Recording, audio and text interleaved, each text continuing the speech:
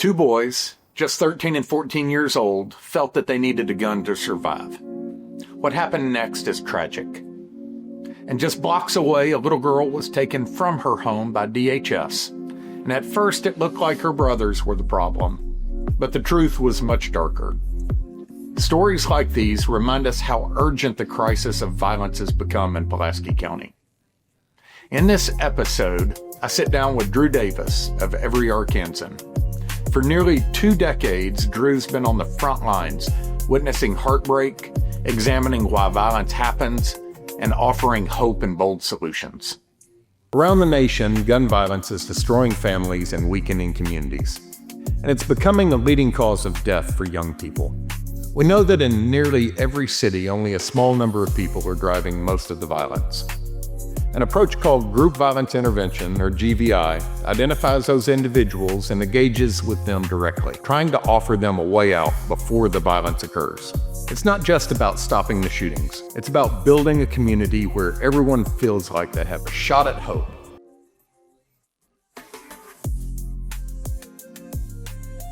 Hey, Drew, welcome. I'm so glad that you've joined us here. We've known each other for 15 years, worked together, worked around each other for that long. And I'm so excited to be able to share part of your story on this episode of Shot at Hope in Smart Justice. So first, just to start off, tell us a little bit about your work and how you got into it.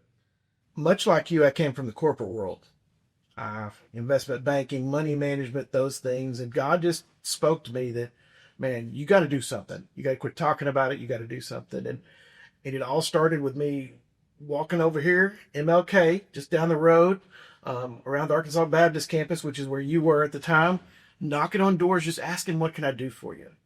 I didn't know what to do. And I think that oftentimes most people hear problems, the violence problems or the hunger problem, and they're overwhelmed. They don't know exactly what they should do. And that was me. But I knew I should do something. And so I just stepped out and just started knocking on doors. And then over the last 18 years, that's kind of led me down this path to whether it's kids or it's families or it's recovery, all the different things that every Arkansan does to see every Arkansan chasing their God-given dream. So let's talk a little bit about the organization that you've kind of built, Every Arkansan. It's really an umbrella organization for several different efforts. What are those efforts? Yeah, I mean, the mission is every Arkansan chasing their God-given dream. And we started out with kids. And we said, okay, but we got a lot of kids in the community. They got nowhere to go. We used to call them latchkey kids, but most of the kids that we ran across were just running the streets. Really, school's out. They had nothing to do but to get in trouble. So we started after school and out of school programs that led us down to understanding that, man, there's a whole food insecurity issue going on with these kids. And so started a lot of feeding programs, but really focusing in on how we can work with kids spiritually, educationally, nutritionally, to help them escape this system that's kind of pinned them down, escape from the extreme poverty, the extreme violence, the extreme criminal behavior that goes on in so many of our communities. And then that led us to realize that, man, when these kids get suspended or expelled, they're going back home to mama. And there's a whole lot of issues in the home. And when I say mama, Arkansas in particular has one of the highest rates in the country of single parent-led households. We call ourselves the Bible Belt, but yet we don't have men and women working together to raise these kids. The men have kind of just left the building, so to speak. And so we started looking at the family side of it. And that's when we started partnering with Restore Hope for what we call Every Arkansan Families under the 100 Families model.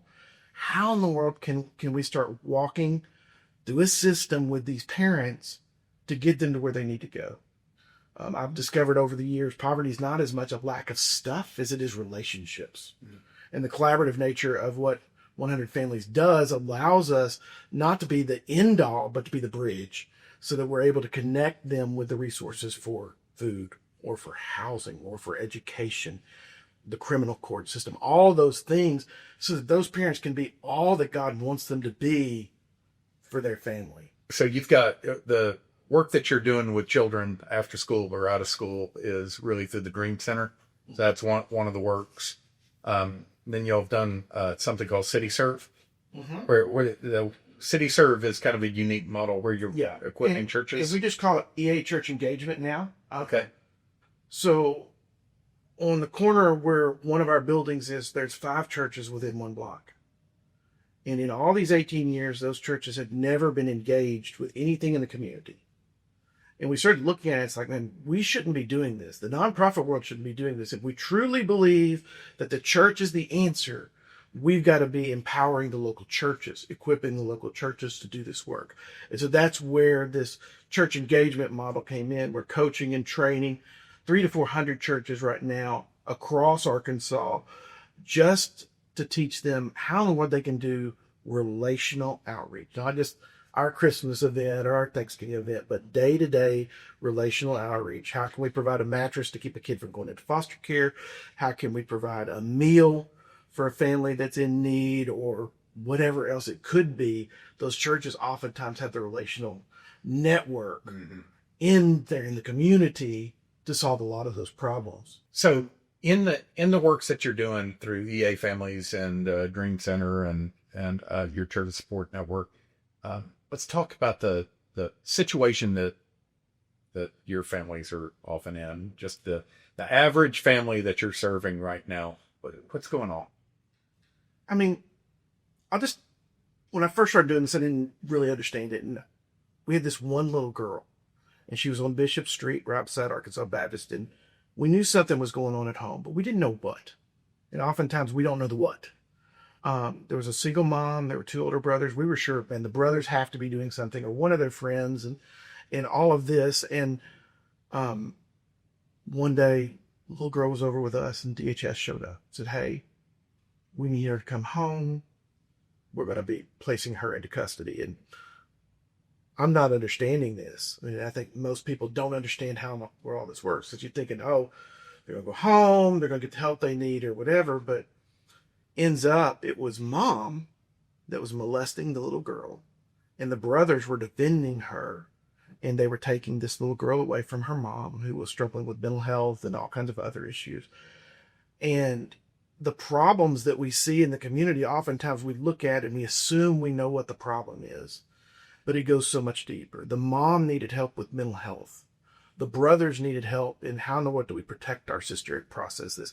The little girl needed help in developing her voice. And what ends up happening in a lot of that stuff, when no help is available, when the things are just kind of swept under the rug or covered up, those teenagers turn into violence. They turn into, man, if we need to get this resource or that resource, we're going to have to go shoplift. Shoplift turns into a series of other things. The pain and struggles that mom was going through, she was self-medicating. So when you start looking at self-medication, all of a sudden you're talking about drug addiction, drug abuse, which just creates more of that cycle and becomes criminalized, versus she really just needed help with her mental health to get there. And so all these pieces of the puzzle are contributing factors to this bigger issue that we've got, which is this extreme violence. I mean, in America today, there's 30 black men that will lose their lives to homicide. And when we start thinking about that, it's like, where are they? They're right here on our streets. I mean, this past weekend, there was a manhunt for a man in North Little Rock, just right over there across from the Pentecostal church. And they brought in they brought in everyone for whatever this man had done. We see on the news, we had a 13 and 14-year-old that were both executed less than a year ago. And it was, one of them had stolen something from someone else who happened to be a gang member, retaliatory. So all these little you knew that family, though. You knew one of the boys. We knew both the boys. You knew both the boys. They were 13 and 14. Yeah. And it breaks your heart, because it's one of those things that we knew that the one boy had stolen a weapon. We tried to get the weapon away from him, and mom said he needed to protect himself. When a 13 and 14-year-old feel that they need a weapon to protect themselves, we've got a bigger issue. And then the police couldn't do anything because they couldn't catch him with it. And so all of these things happened, and then it was only a matter of time till the guy he stole the weapon from tracked him down. They hauled him across town, executed him, and threw him out like trash over stealing a gun that the kid should have never been in a position where he felt like he needed. And that's where we want to come in and create some safe spaces with our kids' programs, that they don't feel like they have to go home and be scared, go home and worry about it, where mom doesn't have to justify why the kid's doing this, why in the world the kid doesn't have to be looking over his shoulder as a 13 or 14-year-old for what's coming next. Some of the other families that you served, can you talk about the impact of violent crime either in their community or in that family? Yeah. Over the years, every kid that I've lost, whether they pulled the trigger or they were murdered, there's a picture in my phone. I just got one note, and it keeps me going because as executive director, there's a regular wanting to quit mindset with all this because it becomes overwhelming. But as I scroll through that, one of the kids, his dad grew up as part of Bloods, and they grew up right on the line of Crip 6 and Blood territory, right down the road. And dad ended up in prison. And the kid, as a kindergartner, started coming into our program, and I mean, just would come in to eat, would come in to sleep. It was just crazy. And ended up, mom was into drugs. Sister and brother were just out of control. He ended up moving in a familial placement with one of our staff members, and he just kept growing. He was doing well in school. They got him into a better school. He was an athlete, all these things. And then one weekend, his mom said, "Hey, I want you to come visit me." She just lived across town. It wasn't a big deal. And in that weekend, mom went to buy drugs, got into a fight with her drug dealer, and he slapped her. She looked at her son and said, "You're not going to protect me." And she baited her son. And this 16-year-old kid beat this man to death right there in front of her. And he's now serving 40 years in prison. And this is a kid that was on track for college, on track for success. In 1 second, that level of influence changed his life forever. And I mean, we've got stories like that. We've got stories of the kids that have lost their lives. Many of them, no one even knows what in the world happened because it's some random act of just offense over what they posted on social media, or the shooting in Conway, someone stepped on my shoe and I got all upset over this. But it's those stories that just kind of keep me up at night, because it's like, this shouldn't have happened.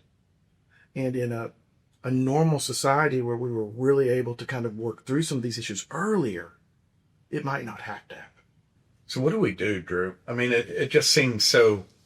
I mean, when you don't have many resources and things have been like this for a while, it can seem very difficult to think about how to change it. I mean, Fitz and I are always talking about kind of some of the contributing factors, and food insecurity. Arkansas is the most food insecure state in the nation. Mm-hmm. In our out-of-school programs, we moved from government funding to private funding, and we went to an all-you-can-eat model. All of a sudden, the violence that we saw among these kids went down. The kids were no longer hangry. They were no longer nutrient deficient, because our problem's really more malnutrition than it is calories. It changed the kids in a lot of ways, because they were no longer worried about where the next meal's coming from, because they knew as soon as I made it to after school, everything I need is going to be there. I appreciate that what the governor's done with the new breakfast program. Every kid's going to get a breakfast. It doesn't matter if you qualify for benefits or not. You're going to get a breakfast. There's a meal there. There's something that's going into their bodies. So when you start looking at that, hunger is a large contributing factor. The other side of it is this single parent situation that we've got. And it's single moms trying to hold on with everything they've got and fighting strong. And like I said earlier, we as men have left the building. We're not even doing our part to support these children and these women. And so we've got a single parent situation that's contributing to some of it. Once again, mostly because the men are not doing their part for these young children. And I think the other side of it is we've kind of started this cycle of criminal behavior, and all of a sudden we've got multiple generations of kids in jail. I mean, kids serving time with dads. That's crazy to even think of. Well, I'm going up here. Well, I know I'm covered because dad's there too. we've somewhere missed the boat on where that goes, and that we've normalized the behavior where it's okay versus no, it's not okay. That's not how God wants you to live. It's like a lot of the government assistance programs. They're great for what they're intended for, but so many generations become addicted to them. They become attached to them that's all they've got. It's that they've lost a lot of hope for what future could be. Man, yes, I can take my food stamps and I can eat and I can be taken care of.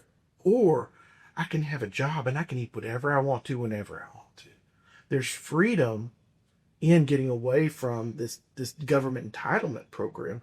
And somewhere we've lost that. When you can make almost as much money inside of one of those government entitlement programs as a $50,000 job with all the benefits, it's like you start doing that. And I think what we don't realize is the amount of dignity that a lot of people have lost in that process, to where it's like, I'm not worth anything else. This is all I can be. I can't experience anything. We take our kids, every kid that's been from 5th to 6th grade year, we take them to Dallas every spring break because we want to show them that the world is bigger. I never will forget, one of our kids just kept getting in fights, and he just all the time, and they called in a floater. And so we finally sat him down. What's going on? Well, they're making fun of me because my pants. He was growing really fast and his jeans were too short, and Mama was just getting what she could at the Goodwill. And so I talked to a pastor, and I said, man, I got to get this kid some jeans. He gave me a few $100 to go down to Dillard's at the mall and get this kid some jeans. And I took him down there. This is a kid that grew up on MLK. I took him to Park Plaza, which is a couple of miles away. It's not far. He never knew that Park Plaza existed.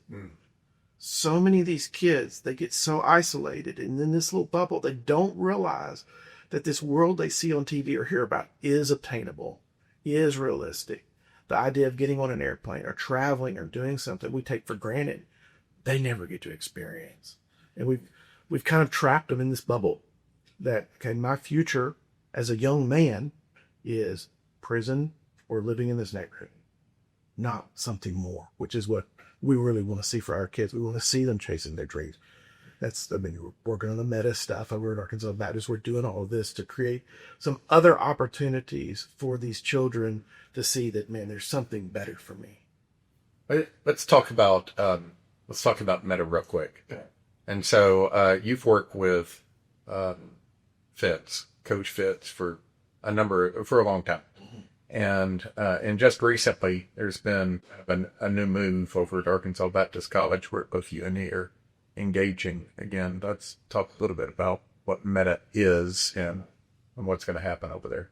Well, after having run after-school programs for so long, it's like we've got a group of kids that we realize they don't fit the educational model. They are never going to succeed, whether it's out at one of the private schools or in one of our public schools. It's just not their cup of tea. Meta is intended to take those young children that don't fit the mold and create an alternative. And we piloted the program last year with children coming out of our juvenile detention facilities and children currently in ALE schools in Little Rock, thinking, okay, we're going to take the kids that everyone has given up hope on, we've incarcerated, or we've just put them over there in the ALE school to get them out of our mainline. And we brought these kids in for this pilot program. And I never will forget the first time one of these children walked in, or it was actually about 15 of them walked in, and they took the chains off of them as they got off the van coming from the juvenile detentions. And we're like, oh, this is going to be interesting. And when those kids got in there and they started to realize that this was an educational model that was hands-on, it wasn't your typical STEM program. This was like the student is the curriculum. How in the world do we develop in the student?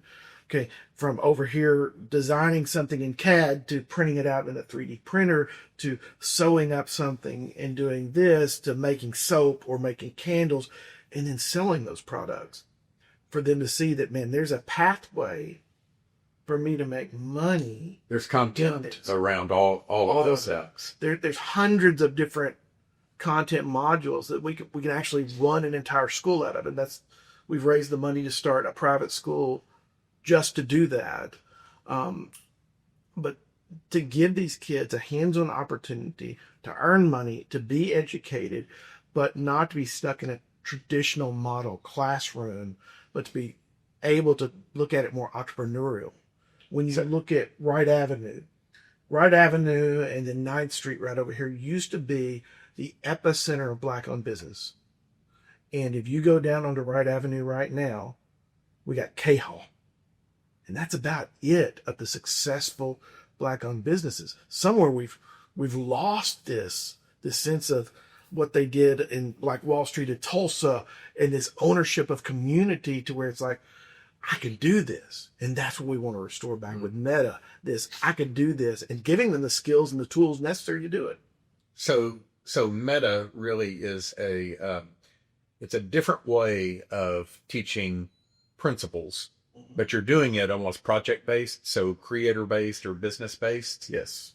And I mean, I never will forget watching these tough kids come in. They just had chains on. And what's the first thing they want to do? They want to make soap. They want to choose. Why do you think that is? I don't know. It was wild to me to look at because I'm like, no one's going to use this stuff. But that was where they jumped in. They wanted. You think it's hands-on and it's hands-on. It's something concrete, something they use on a daily basis that they can see a use for today. Because I think when you look at like 3D modeling and all these other higher end stuff, they look at that and they go, I don't know where I can apply that today. But I can apply this today. I can take this bar of soap. I can take it home. I can show mama.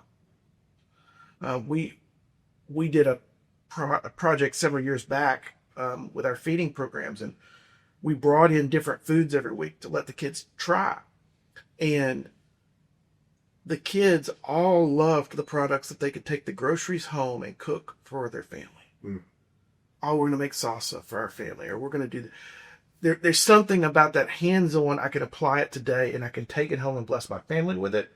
That was just, it was your entryway into so much of all of that. So, you've been at this for a long time, Drew. In many different ways, you keep innovating. But what gives you hope for the future? Why do you keep at it? I mean, I really look at it from a standpoint of if me standing where I'm standing doesn't have hope, I don't know how these little ones will. When we look at this, there's an old story about so many of us are praying to God for a new car because our car engine blew up, but we've never had faith for a pair of socks. We've never built our faith and practiced our faith. And I think that's the thing that's most exciting on a daily basis, to get to look at these little kids and say, oh my goodness, they just had a win. Being able to walk them into their first wins, being able to walk them into, don't quit, don't give up. There was one kid that, we had all kinds of issues with him. And we had a volunteer walked in and started sharing a story about how he grew up dyslexic and no one diagnosed him and he had all these issues. And one day he just found this teacher and was just frustrated. He was ready to drop out of high school. And she says, you're dyslexic. And she spent hours every day teaching him how to read correctly so that he could succeed. And he came into our program and he says, I want the kid that's your toughest case. I said, okay. He's right there. And he goes, I'm going to be here every day and we're going to read together. That kid in 1 year went from 3 grade levels below where he was supposed to be to 1 grade level above where he was supposed to be, and teaching other kids to read, and no more disciplinary issues, because one man came in every day for a year and read for about an hour with him and gave him the confidence, those little wins. Let's start with some sight word books and let's build up to there. But gave him those little wins so that he realized, I can be a success. I don't have to be what everyone has labeled me as. I can be something more. And I think that's the kind of thing that, number one, keeps me going, but excites me. It's not about what I can do. It's about all the other people that we can put on the field. when we look at the collaborative nature of like 100 families, it's not about what one group of people can do, one nonprofit can do. It's about what the kingdom can do when we all work together to come around someone and we meet all these needs. We worry too much a lot of times about who gets the credit. And when no one's getting the credit, miracles can happen. And that's what is so exciting about where things are going, and the momentum that's happening is because there's so many organizations, especially right here in Pulaski County, that get that. It's like, okay, this is our little part to play. Man, I can do this. I can do that. Oh, I don't have this resource, but I know a person. And it's that relational side of things that is going to transform this county and get us from one of the most violent places to live to one of the safest. Hey, Drew, thanks so much for taking time to be with us and share a little bit about your work and your team's work, and for your partnership all these years in Pulaski County, what you're doing here. If you want to learn more, see more episodes, please go to smartjustice.org or catch these episodes anywhere where you get your podcasts.